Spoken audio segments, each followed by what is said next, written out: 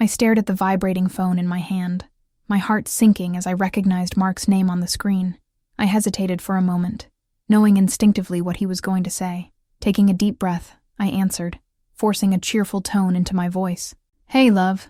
Ashley," Mark said, his voice steady yet laced with a hint of nervousness. "I just wanted to let you know that we're having dinner at La Belle Époque tonight. My mom, Brenda, is organizing it. She really wants you to be there." The moment he mentioned Brenda, a familiar wave of anxiety washed over me. I could almost hear her condescending tone echoing in my mind, the way she always belittled me with her sharp comments, her disapproving glances. "Oh, that's great," I managed to say, though my stomach churned at the thought of spending an evening in her company. "What time?" 7 o'clock. I know it's short notice, but it's fine," I interrupted, trying to sound more enthusiastic than I felt. "I'll be ready." Hello, thank you for your continuous support. This means a lot to us. If you enjoy the stories we share, please kindly consider subscribing to this channel. It will be great if you leave a comment down below, telling us where are you watching this video from.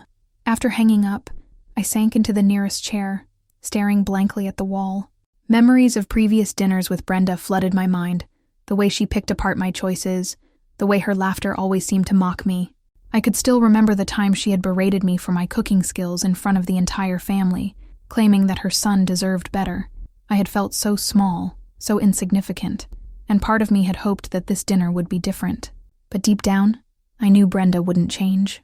As I stood up to prepare, I glanced at my reflection in the hallway mirror. My dark hair hung limp around my shoulders, and I could see the uncertainty in my eyes. Today would be different, I told myself. I would stand up for myself. I would not let her insult slide this time. I could feel the fire of determination building within me, igniting my spirit. I chose a deep blue dress that hugged my curves, something that made me feel confident.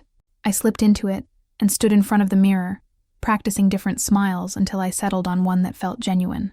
"You can do this, Ashley," I whispered to myself. "You're stronger than she thinks." As I finished getting ready, I couldn't shake the feeling of dread that sat heavily in my chest. The clock ticked ominously, and I could almost hear Brenda's laugh, the way it would slice through me like a knife. I had to remember my resolve. No more being her punching bag. Finally, I arrived at La Belle Époque, the elegant restaurant glowing in the twilight. The golden lights illuminated the polished marble, and the air was rich with the smell of gourmet cuisine. I felt a momentary thrill as I walked in, but it quickly faded when I approached the hostess. "Good evening. I have a reservation under the name of Mark Johnson," I said, my voice steady. The hostess looked at her tablet, her brow furrowing. "I'm sorry, ma'am, but I don't see any reservation for that name." My heart raced, and I felt the familiar rush of panic creeping in. "Are you sure?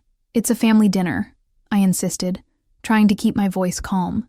I could already picture Brenda smirking at my discomfort. "Would you like me to check again?" she offered, but the dread was already settling in my stomach like a weight. Just then, I caught sight of Brenda across the room, her head thrown back in laughter, surrounded by family. Her eyes flicked towards me, and in that moment, I saw the glimmer of satisfaction in her gaze. The realization hit me like a cold wave. She had orchestrated this. She had purposely left me out. A lump formed in my throat, and I could feel the heat rising in my cheeks. I took a step forward, my heart pounding in my chest. "Excuse me," I said, my voice stronger than I felt as I approached Brenda's table. She looked up at me, her expression shifting from amusement to feigned surprise. "Ashley, you made it," she exclaimed, the sweetness in her voice dripping with sarcasm. "I was beginning to think you wouldn't show." I clenched my fists, the tension in the air thickening as I prepared to confront her. I could feel my resolve hardening.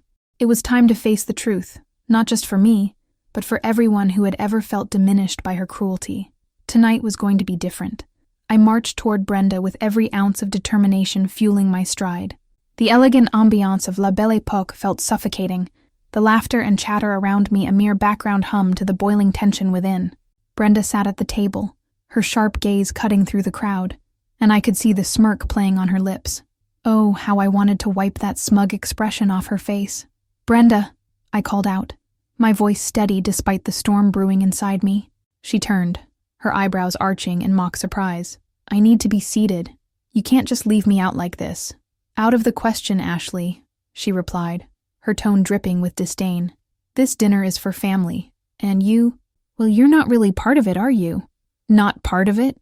I echoed, incredulous. I'm married to your son. I'm as much a part of this family as you are. My heart raced, not just from the confrontation, but from the realization that I was finally standing up for myself. Brenda laughed, a cruel sound that turned heads. I think you've misinterpreted your role here. You've always been the outsider. Just accept it. I felt my anger ignite. There was a fire within me that had been stoked for years, and I refused to let it fizzle out. How about we have a private discussion? Just you and me, I suggested, forcing a bold smile that felt foreign to me. Her interest was piqued, and for a moment, I saw a flicker of surprise in her eyes. Very well, she said slowly, a hint of caution in her voice. Let's step aside for a moment. I'd love to hear what you think you can say that could possibly change anything. We moved to a quieter corner of the restaurant, the soft glow of the chandeliers casting a warm light around us. I took a deep breath, steadying myself. This was it. I leaned closer, lowering my voice to ensure no one else could hear. Brenda, I know how you manipulate everyone around you. I'm done being your punching bag. Her expression darkened, and I could see her calculating her response. You think you can threaten me? You're just a scared little girl who doesn't know her place. That's where you're wrong, I replied, my voice strong and unwavering. I know exactly where I stand now. You think I'll allow you to undermine me forever? This evening is going to unfold differently than you expect. She scoffed, but there was a tremor in her composure. Is that a threat? You really think you're in a position to make demands here? I straightened my back, feeling the weight of my conviction. No, Brenda, it's a promise. I'm not the same person I was. I'm not going to let you dictate my worth any longer. The tension in the air thickened, and I could feel the eyes of the other diners on us, though I tried to ignore them. I had to focus on Brenda, who was now shifting uncomfortably, her facade cracking. You have a lot of nerve, Ashley, she finally said, her voice low, almost dangerous. You'll regret this. You have no idea who you're dealing with. I smiled, a mix of defiance and relief washing over me. Oh, I think I do. And I'm ready to face whatever comes next. As we stared each other down, I felt the weight of my past slip away, replaced by a sense of clarity. I was no longer just the woman overshadowed by her mother-in-law. I had the strength to confront the toxicity head-on. In that moment, as the restaurant buzzed around us, I knew I had taken the first step toward reclaiming my power. The evening was far from over, and neither was my fight. The clinking of silverware and the low hum of conversation created a strange backdrop for my racing heart. As the first course was served, I felt the weight of anticipation settle heavily in my chest. I had spent so many years under Brenda's oppressive thumb, but tonight was different. I had spent hours preparing for this moment, steeling myself against the familiar pangs of insecurity that her presence always invoked. I could sense the shift in the atmosphere as the family gathered around the table, a mixture of excitement and trepidation present in their eyes. Delicious, isn't it? Brenda's voice cut through the chatter, her tone dripping with saccharine sweetness as she eyed me with a smirk. I could almost hear the unspoken challenge in her words. Yes, it looks amazing, I replied, forcing a smile that barely masked my simmering anger. I knew I had to play this game carefully, but tonight I had my own plans. As the soup was served, I caught Marco, the restaurant owner, out of the corner of my eye. He moved through the dining room with an air of confidence that was impossible to ignore. We had exchanged knowing glances before, and I could feel my resolve strengthening. Marco understood the depth of my struggles with Brenda. He had seen the way she had manipulated and belittled me over the years. His presence was reassuring, and I silently willed him to make his entrance soon. Isn't this just lovely? Brenda continued, her voice grating on my nerves. Family dinners are so important. Her eyes darted around the table, searching for validation among her children and husband. I could see them nodding, but I sensed the tension hanging in the air. They were aware, deep down, of the unspoken truths that lingered between us.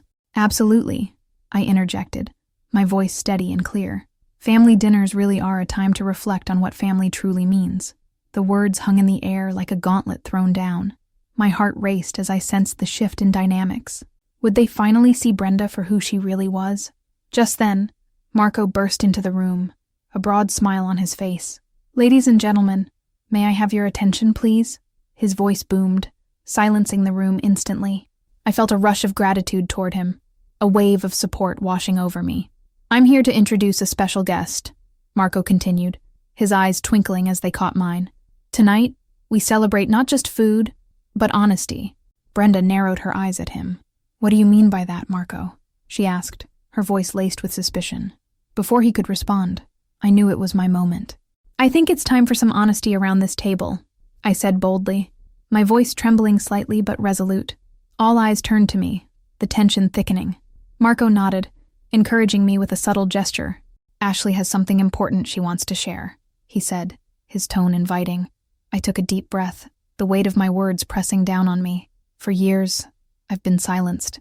I've been belittled, humiliated, and treated like an outsider in my own family, I began, the words spilling out with a force I hadn't anticipated. "Brenda, you've made it clear that I don't belong, that I'm nothing more than an inconvenience to you." Gasps rippled through the room, and I could see the shock on my husband Mark's face. He looked between his mother and me, confusion and concern mingling in his expression. "Don't be ridiculous, Ashley," Brenda snapped, her voice rising in pitch. "You're overreacting. Everyone knows how much I care for you." But I wasn't backing down. "Caring for me?" I laughed, though it was devoid of humor.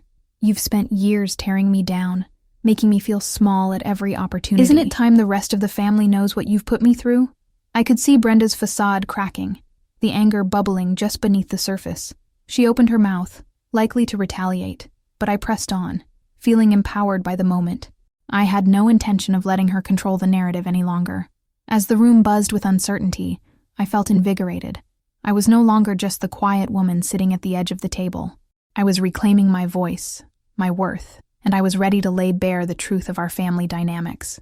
The night was just beginning, and I was determined to ensure it ended with a revelation that would change everything. I took a deep breath, feeling the weight of the moment settle on my shoulders as I prepared to confront the truth. The soft murmur of conversations around me faded into a dull hum, and I zeroed in on Brenda, her cold smirk still plastered across her face. I could feel the eyes of my family on me, a mix of curiosity and discomfort swirling in the air. This is it, I thought, steeling myself against the tide of anxiety that threatened to pull me under. "Brenda," I began, my voice steady despite the tremor in my heart. "I think it's time we had a conversation about your behavior over the years." The words felt foreign, yet liberating as they escaped my lips. I saw her expression shift slightly, the mockery dimming as her eyes narrowed. "What behavior?" "I have always been a good mother to Mark, and a supportive figure in this family," she shot back, her tone dripping with condescension. "Supportive?" I echoed, shaking my head in disbelief. "You mean belittling me at every opportunity? Do you remember the Thanksgiving dinner when you told everyone that I couldn't cook to save my life?" The memory surged back, vivid and painful. "Or how you made sure to highlight every mistake I made in front of the family, just to remind everyone who was really in charge." I watched as the color drained from her face, just a hint of vulnerability breaking through her carefully crafted facade. "You're being dramatic, Ashley. That was years ago." "Dramatic?" I scoffed, feeling the fire of empowerment course through me. "No, Brenda, I'm finally being honest. You've made it your mission to undermine me at every turn, and it stops tonight." The tension in the air thickened, and I noticed my sister-in-law, Lisa, shifting uncomfortably in her seat, her eyes darting between us. "Everyone has seen it, Brenda," I continued, my voice rising slightly. "The constant criticism, the backhanded compliments. You've turned this family into a battleground, and I refuse to be your punching bag any longer." The silence that followed was deafening. I could see the shock on my family's faces, their expressions shifting from disbelief to something akin to sympathy, as the truth hung heavy in the air. Brenda's grip tightened around her wineglass, her knuckles turning white as she fought to maintain her composure. "Do you think they care about your petty grievances?" She spat, her voice low but laced with venom. "You're nothing but a weak little girl playing the victim. They see through your act." I felt a surge of anger at her words, but I held my ground. "They see the truth, Brenda. And the truth is that your manipulation and cruelty have affected not just me, but everyone in this family. We've all felt the strain of your ego." I looked around the table, meeting the eyes of my family members. "They deserve to know what you've done." The atmosphere shifted, the tension morphing into intrigue. I could sense the wheels turning in their minds, their perceptions beginning to change.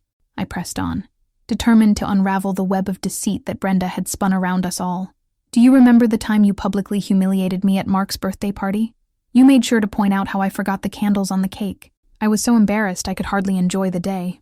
Brenda's expression darkened, but I noticed a flicker of doubt cross her face, as if she realized the gravity of the truths I was unearthing. "That was just a joke, Ashley." "You need to learn to take a joke," she replied, but her voice wavered just enough to give me hope. "Jokes aren't supposed to hurt, Brenda," I countered, my heart racing. "You've turned laughter into a weapon, and I'm done being your target." I could see the shifting glances of my family members, the expressions on their faces slowly evolving from shock to realization. "Maybe it's time we all start talking about how we really feel," I suggested, my tone softer but still firm. "Because the truth is, we can't keep pretending everything is fine while you hold us all hostage with your cruelty." I was finally finding my voice, empowered by the thoughts and feelings that had been buried for far too long. As I spoke, I could feel the energy in the room begin to shift, the tide turning against Brenda. The walls she had built around herself were starting to crack, and I reveled in the feeling of liberation that washed over me. I was no longer just a victim. I was reclaiming my narrative, and with each word, I felt a little more whole. "Can you blame them for wanting to support me?" I asked, turning back to my family, looking for their validation. "You've kept us all in line with your fear, but we deserve better than this." Brenda's face contorted in anger, her eyes flashing with a mix of rage and disbelief, but I was ready for her reaction. I could feel the ground shifting beneath us, the power dynamics realigning in a way I had never dared to imagine before. I was no longer just Ashley. I was a force to be reckoned with, and I wasn't backing down. As the tension in the room thickened, I could feel every eye on me, every breath held in anticipation of what would happen next. I had unleashed a storm, and I wasn't about to back down. Brenda's face twisted in disbelief, her usually composed demeanor fracturing as anger seeped through her icy exterior. "You think you can just sit here and disrespect me in front of my family?" she spat, her voice rising above the soft hum of conversations around us. "Disrespect?" I shot back, my voice steady despite the tremor in my heart. "You've spent years disrespecting me, Brenda. What do you call belittling my every move, undermining my decisions, and treating me like I'm invisible?" I leaned forward, feeling the adrenaline coursing through my veins. "I'm done being your punching bag." The table was divided. Some family members shifted uncomfortably in their seats, glancing from me to Brenda, unsure of where to place their loyalties. Mark sat frozen, his expression a mix of shock and concern. I could see the questions swirling in his mind. Was this really happening? Was I really standing up to his mother? But I couldn't focus on him now. This was my moment. Brenda's eyes narrowed, the flicker of fury igniting in her gaze. "You're making a fool of yourself, Ashley. You know that, right? You've always been the outsider. You don't belong here," she hissed, her voice dripping with disdain. "Maybe I don't belong in your twisted version of family," I replied, feeling a surge of confidence. "But I deserve to be treated with respect, and I refuse to let you dictate my worth any longer." The words flowed out of me, each one a declaration of my newfound strength. Just then, Marco, the restaurant owner, stepped into the fray. He had been quietly observing, and now he took a stand, his presence commanding attention. "Brenda, I think it's time we all acknowledge the truth here," he said, his voice calm but firm. "Ashley isn't the only one who's been hurt by your actions. I've watched you manipulate and control those around you for too long. It's time to stop pretending that your behavior is acceptable." A hush fell over the table. I couldn't believe what I was hearing. Marco, my ally, had stepped up to support me, and I felt a rush of gratitude. This was a man who had seen the ugliness behind Brenda's veneer and was brave enough to call it out. Brenda's expression darkened, her grip on the table tightening as if she were trying to anchor herself against the tide of truth rising around her. "You don't know what you're talking about, Marco. You've always had it out for me," she retorted, her voice laced with desperation. "I know exactly what I'm talking about," he replied, unwavering. "I've seen the hurt you've caused, the way you've treated people who care about you. You've sown discord in this family, and it's time for the truth to come to light." The air was electric, charged with a mix of fear and exhilaration. I could see the cracks in Brenda's armor. She was losing her grip on the situation, and for the first time, it felt like the power was shifting. The family members exchanged glances, some nodding in agreement with Marco, while others remained silent, caught in the crossfire of loyalty and truth. Brenda stood abruptly, her chair scraping against the floor, and I felt a rush of victory. "I won't sit here and be insulted," she shouted, her voice shrill. "This is outrageous. I'm leaving." She turned to stalk away, her heels clicking defiantly against the polished wood floor, but I couldn't let her escape so easily. "You can't run from the truth, Brenda," I called out, my voice echoing through the restaurant like a clarion bell. The words hung in the air, a powerful reminder that the facade she had built was crumbling. The room fell into a stunned silence. I could see Brenda's back tense, her shoulders tightening as she paused mid-stride. For a brief moment, I thought she might turn back, might acknowledge the weight of her actions, but instead, she marched toward the exit, a storm of fury behind her. Yet I felt a sense of calm wash over me. I had faced her down, had stood my ground against the oppressive force that had clouded my life for too long. Whatever happened next, I had taken the first step towards reclaiming my voice, and in that moment, I felt powerful. The battle wasn't over, but I was no longer afraid.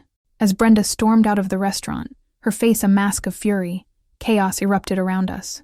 The moment she brushed past the nearby table, a gust of air knocked over a candle, sending flames licking up the pristine white tablecloth. I stood frozen for a split second, my heart pounding in my chest as I watched the flickering orange light spread rapidly. The restaurant staff jumped into action, their shouts blending into a cacophony of panic. "Fire! Someone get a fire extinguisher!" a waiter yelled, dashing toward the source of the chaos. The scene devolved into a frenzy as diners leaped to their feet, some grabbing their coats while others scrambled for safety. My instinct was to move, to help somehow, but my feet felt glued to the floor as I watched the flames dance dangerously close to a nearby cluster of wine glasses. Then, amidst the chaos, Marco, the restaurant owner, appeared, his demeanor calm despite the unfolding disaster. "Ashley, stay back," he commanded, moving swiftly toward the fire. He grabbed a nearby cloth and began to smother the flames, his actions precise and practiced. Watching him, I felt a rush of gratitude. He had always been an ally, and now he was proving it again in the most dramatic way possible.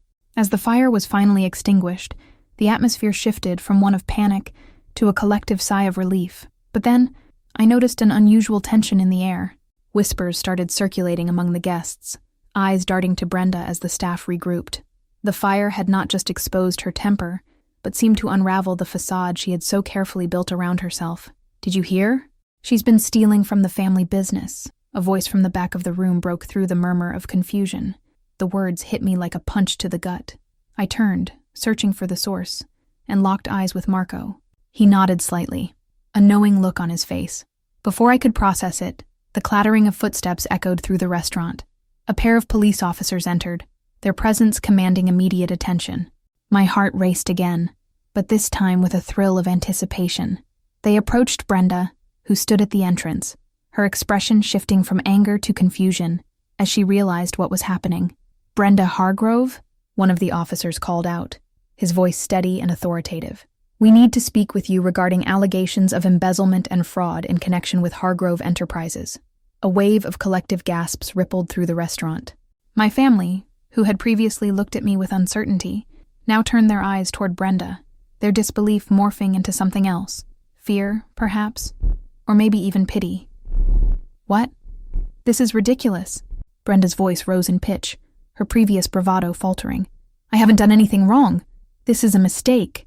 "No mistake," Marco interjected, stepping forward to join the officers. "I tipped them off earlier tonight after gathering evidence of her actions. It was time someone put a stop to this." His gaze met mine, and in that moment, I felt an overwhelming sense of solidarity. As Brenda was handcuffed, her pleas for freedom falling on deaf ears, I felt an intoxicating mix of relief and triumph. I had confronted her, stood up to her, and now the truth was out. It wasn't just my liberation.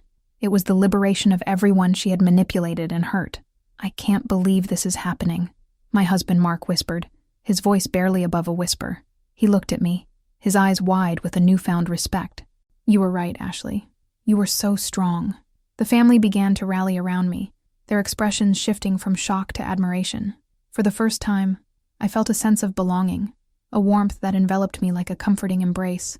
As Brenda was let out, her face twisted in anger and humiliation. A weight lifted from my shoulders. I had finally avenged myself against the person who had tormented me for years. I stepped forward, my voice steady. "You can run, Brenda, but you can't escape the truth." With those words hanging in the air, I knew I had not just reclaimed my voice, but had also liberated my family from the toxic grip Brenda had held over us. As I left the restaurant, the cool night air greeted me, and for the first time, I felt empowered, ready to embrace a future free from fear, and filled with the promise of acceptance.